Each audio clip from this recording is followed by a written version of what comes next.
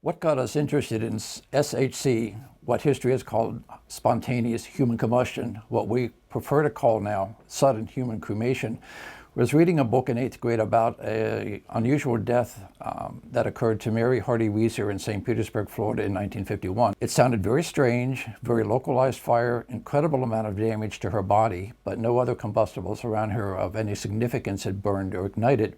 Thought maybe it was simply a one-off and local investigators had overlooked a common external ignition source. Then in 1966 we got wind of a case in our home state of Pennsylvania that happened in Coudersport, Potter County, to an elderly 92-year-old physician named Dr. John Irving Bentley. And when we talked to the first responders in that case in the 70s, then got the photographs of his remarkably localized incineration, we were convinced that what history had called SHC, spontaneous human combustion, was indeed a reality.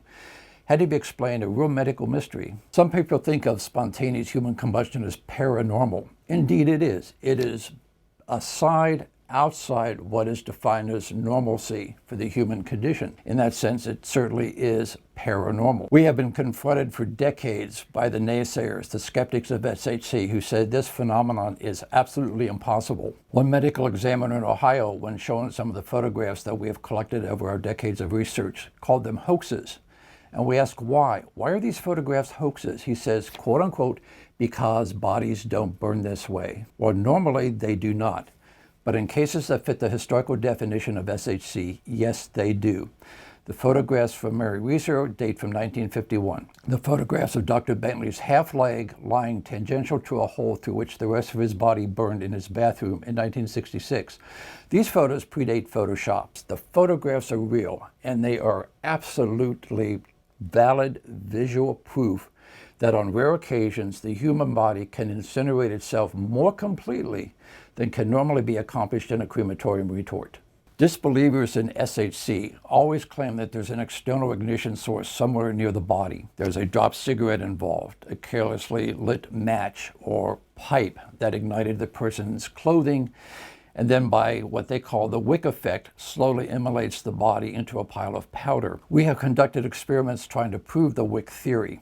It's something that the skeptics posit as regularly as a metronome is precise and regular. We have been unable to prove in our experiments that the human body can burn to powder when it is externally ignited and the clothing provides the fuel source. There's not enough fuel loading in these classic SHC fire scenes to incinerate a body as completely as it is. Skeptics just don't want to confront the evidence because, frankly, it's xenophobic for them. This is something that they have not been trained to understand. They have not been taught in their academic studies.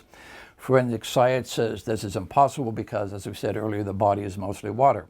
The objection to this is simply fear of the unknown.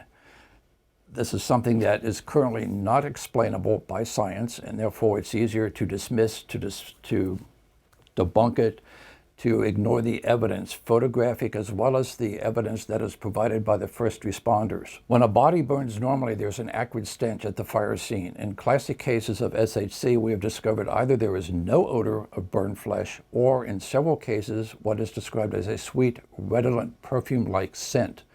In the Dr. Bentley case from Pennsylvania in 1966, this is Dr. Bentley's remains.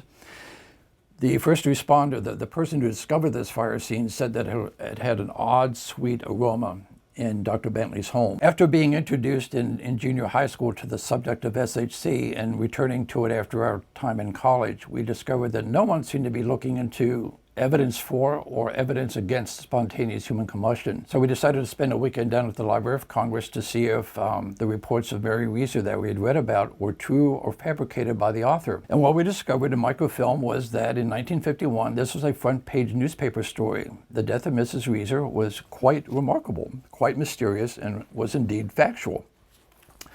This is the remains of Mary Hardy Weiser in the morgue. Enough could be scraped up, shoveled out, literally shoveled up out of her apartment in St. Pete, taken to a morgue for autopsy. She left behind a satin slipper, the foot inside the satin slipper, a few pieces of calcined vertebrae, and what was arguably said at the time was a shrunken head about the size of an orange. Big mystery for the local investigators. In fact, the St. Pete's Police Department kept this case open for more than half a century, trying to find a solution to her death. Then we learned about the death of Dr. Bentley in 1966 in our home state, and we're off to the races, so to speak. Something has to explain how these individuals, several hundred of them over several hundreds of years, can immolate themselves in a way that just defies what is presently understood in the 21st century about fire and the behavior of fire and its impact on a human body. In our book Ablaze, we posit more than 100 theories to try to offer some ideas, some suggestions, some insight based on our research as to how this phenomenon can be explained.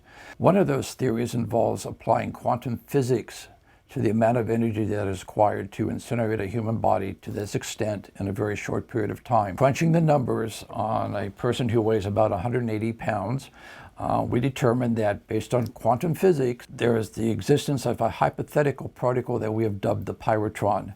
Very, very small, about 10 to the minus 31 centimeters in size.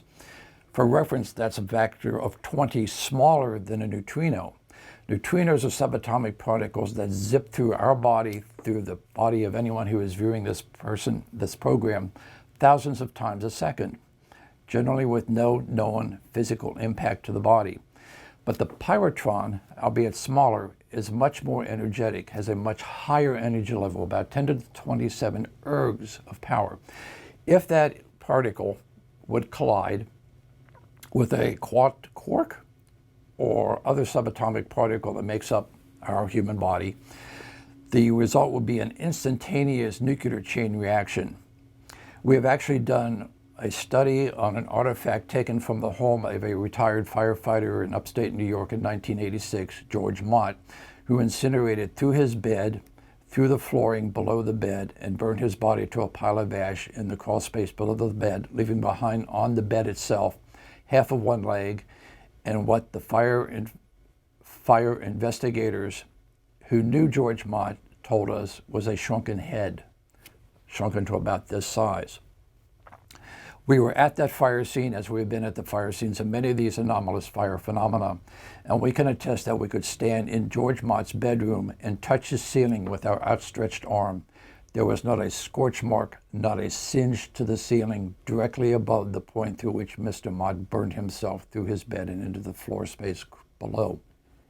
In the fire that consumed Mr. Mott in his bedroom in 1986 in upstate New York, he had an eclectic collection of books in his personal library. Among those books was a book that had a chapter about, believe it or not, spontaneous human combustion. We took the book jacket from that book, had it analyzed, and the result of that analysis at Ohio State University was that there was an indication that there was a significant difference in the C14 content, the carbon-14 content of that book jacket compared to a standard book jacket not at the fire scene, suggesting to us and to the researcher, M. Sue Benford, who worked with us on this project, that a nuclear reaction of some sort had taken place that would be the only plausible explanation for a very different carbon-14 content in the book jacket's analysis. Another theory that we have considered and pursue in our book Ablaze to explain these anomalous fire fatalities involves Kundalini, Ki, Prana, esoteric energies that are well recognized and studied by Eastern physicians and metaphysicians, but with rare exceptions ignored by the Western medical community. Dr. Lee Sinella out in California many years ago looked at Kundalini and Chi as a possible means to explain some cases of aberrant thermogenesis in the human body. We had the privilege also to meet with and discuss this phenomenon with Gopi Krishna, a leading proponent of Kundalini as a means to heighten one's consciousness. Gopi Krishna told us that he had a personal experience in which the Kundalini, an energy that rises up and down the spinal column of the body, is represented medically by the caduceus, by the way, had become out of balance in his body. He had the mental consciousness awareness to be able to rebalance the Kundalini flow within his body. But he told us, had he not had that ability, had he not that awareness, he would have become a case for us to study. Why be curious about sudden human cremation, spontaneous human combustion? If you like a mystery, if you're intrigued by the unknown, if you're one who believes that science has yet to figure out some things about the universe and how it functions and how the human body functions within that larger environment, then SHC is the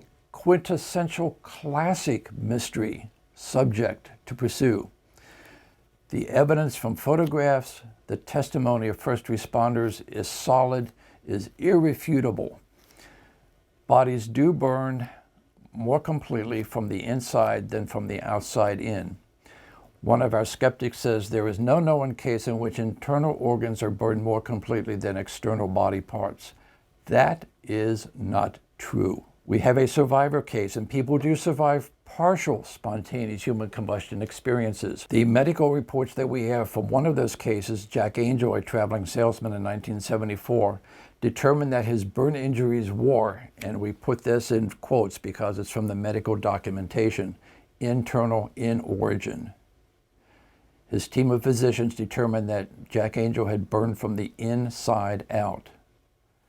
That, by definition alone, means that spontaneous human combustion has been medically attested to. How it is to be explained, when it can be explained, and by what means the mystery can be resolved is something that we await the resolution of.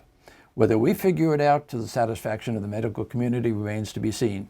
But somebody someday is going to get a medical Nobel Prize for figuring out the cause or causes of spontaneous human combustion. As we became more and more interested in all kinds of Fortean or paranormal topics, we decided to establish a company, a firm that would be an umbrella to facilitate that research. So in 1976, we established Parascience International, PSI, as the means to help us and to collaborate with other researchers around the world into various types of paranormal.